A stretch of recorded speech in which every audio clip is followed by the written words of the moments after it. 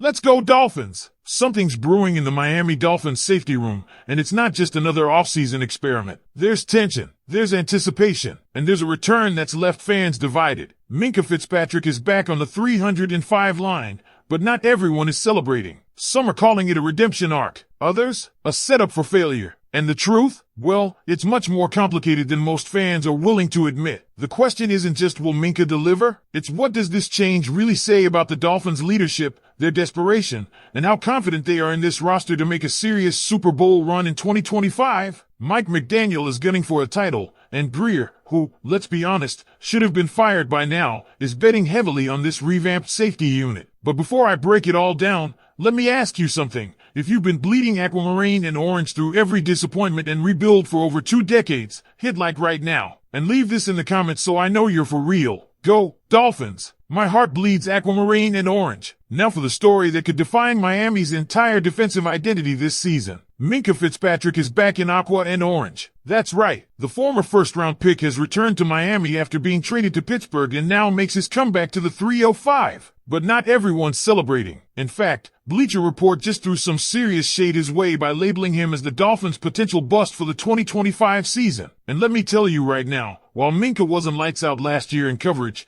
calling him a bust candidate is a wild stretch. This guy brings something Miami has been desperately lacking: reliability and a sure tackling presence in the secondary. Last year, Miami's safety room was flat out painful to watch. Javon Holland, once hailed as a promising young playmaker, saw his game collapse. His missed tackle percentage ranked near the bottom of the NFL, and his coverage wasn't much better. Then you had Jordan Poyer, who, let's be honest, couldn't cover a cold. His passer rating allowed was an embarrassing 129.7. It got so bad, especially after the beatdown from Trey McBride and Marvin Harrison Jr. in that game against the Cardinals, that it felt like the man retired mid-season. Miami had no choice but to get the safety room, and they did. Only Elijah Campbell returns, mainly as a special teams ace. Enter Minka Fitzpatrick. Now, I won't sugarcoat it. His 2024 season in coverage was rough. He allowed 5 touchdowns and posted a passer rating allowed that was even worse than Poyer's. But here's what Bleacher Report conveniently ignored.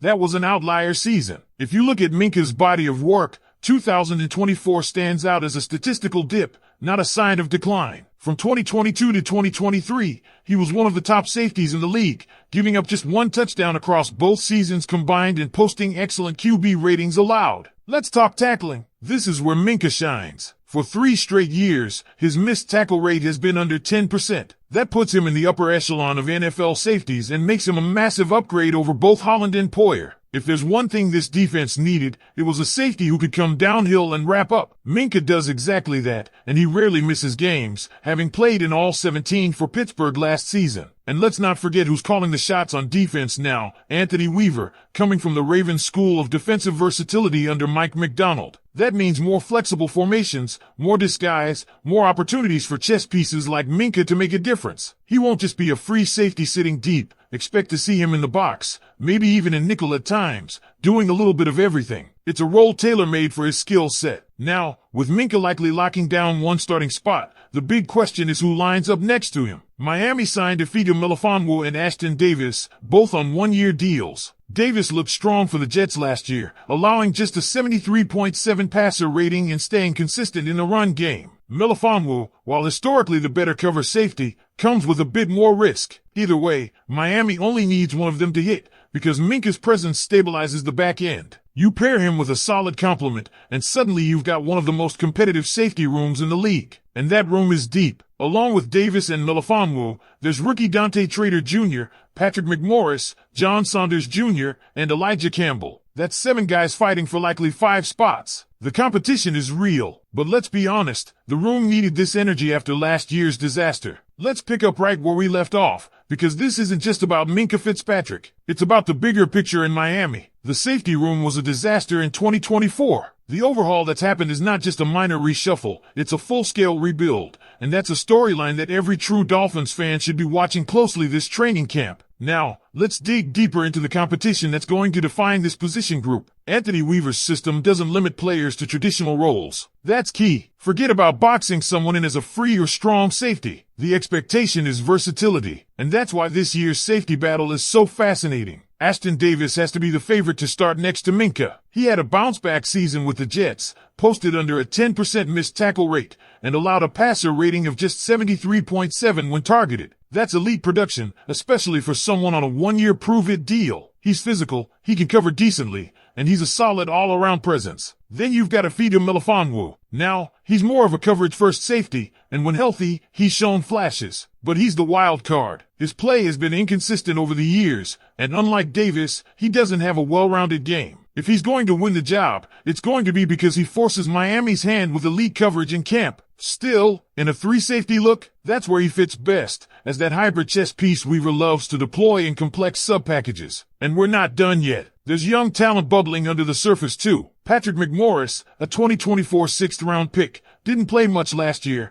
but the coaching staff likes his instincts. He's flying under the radar, but in a crowded room, don't be shocked if he makes the 53-man roster as a special teams ace and developmental depth. And rookie Dante Trader Jr., don't sleep on him. Drafted in the 5th round this year, he brings physicality and a motor that's hard to ignore. Training camp is going to be huge for his development, but there's potential there, maybe not to start right away, but to earn reps and contribute. Then there's Elijah Campbell, the lone returning contributor from last year. He's a known quantity on special teams but hasn't carved out a defensive role. This year, he'll have to fight tooth and nail to keep his spot. And finally, there's John Saunders Jr., the undrafted free agent who's already making noise. He's the long shot, sure, but if there's one thing Miami fans know, it's that UDFAs have a habit of turning heads when the pads come on. Here's the bottom line. For once, the Dolphins aren't just hoping to patch a hole in the safety room. They've brought in serious bodies to push each other. That's what good teams do. And even if Greer is still somehow employed, and I'll say it again,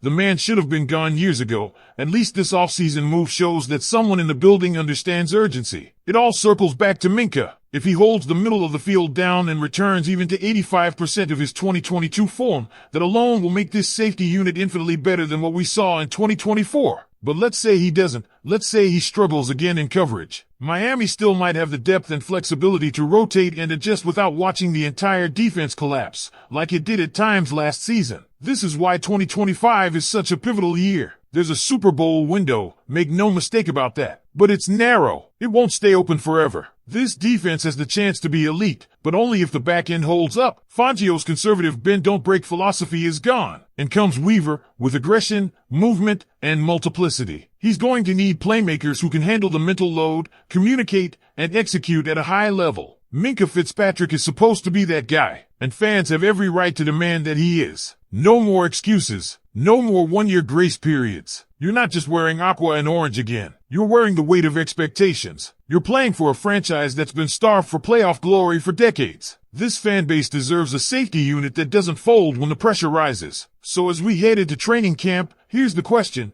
Will the 2025 Dolphins secondary, led by a revitalized Minka Fitzpatrick, finally become a strength? Or will the ghosts of last year's missed tackles and blown coverages come back to haunt us again? You tell me in the comments. And while you're here, make sure to smash that like button, hit subscribe, and check out the videos on the screen for more deep dives into your Miami Dolphins. Go Dolphins! Let's make this the year.